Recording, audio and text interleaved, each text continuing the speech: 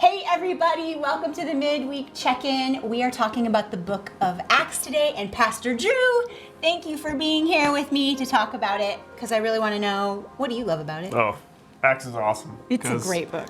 Because it's like watching the explosion of the church empowered by the Holy Spirit, and you just get to witness miraculous things happen through ordinary people. Yeah. Just trusting the Lord. Yeah. And it's encouraging, it's inspiring, it's convicting, it's all of those things. I totally agree. I absolutely love it. In fact, that's a really good point that you make. The book of Acts, the acts that we read about are not necessarily the acts of human beings. They are the acts of God, but also human beings empowered by the Holy Spirit. Yeah. So that's all the thing. But I think sometimes I'm like, okay, what are they going to do? Like, I want to read about what they do. And it's really not that. It's what they do, but through the power of the Holy Spirit. Right. What God does, right? Like overarching what God is doing for His church. And people are kind of confused as they're watching it unfold, just like they were when Jesus walked the earth.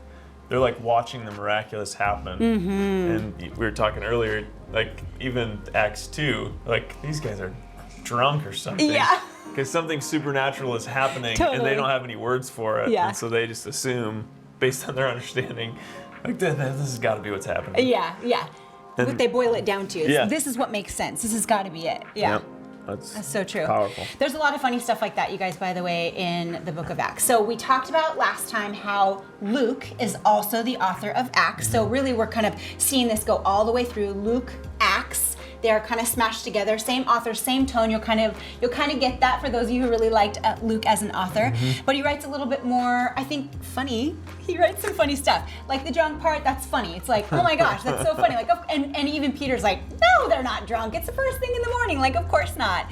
And then later in the book, there's a young guy who's listening to Paul, and it literally says Paul goes on and on and on. So he's prattling on, which, we'll learn from Paul that he is passionate and we want to hear from him, but this kid... He was a talker. He was a talker and super passionate and just awesome to get to see him kind of evolve as a believer in Jesus. But he puts a kid to sleep, the kid falls out the window. I mean, it's really, really funny. So I feel like Luke does a good job of like... He was fine, by the way. Yes. Everything works out all right. He did die out the window, but then they brought him to life. Yeah. Brought him back to life. So Supernatural. Again, a miracle. It's awesome. It's so awesome. Yeah, so I feel like for those of you who did like the way that Luke was writing, you'll be really entertained once again. He really kind of keeps the tone throughout and just has that Luke voice, which is really, really fun. That's cool. Yeah. Anything else you can think of that we just absolutely love about this book? I want to say, make sure you read it. It's such a good book. Yeah, I guess that's my encouragement. Just dive in. Maybe you've been disconnected from the scriptures or haven't been in the reading plan. Man, it's always the right time to dive that's in. Good. And Acts is a great book to do that.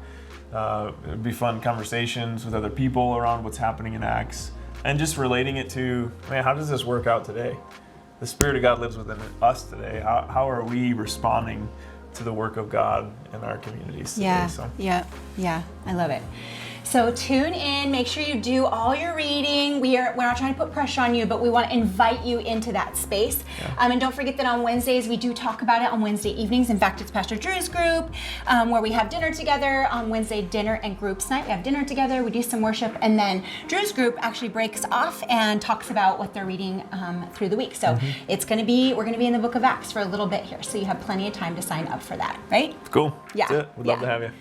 Hey, and next week, you're going to actually be hearing from me in regard to our upcoming sermon series. You want to tell us a little bit about that, Drew?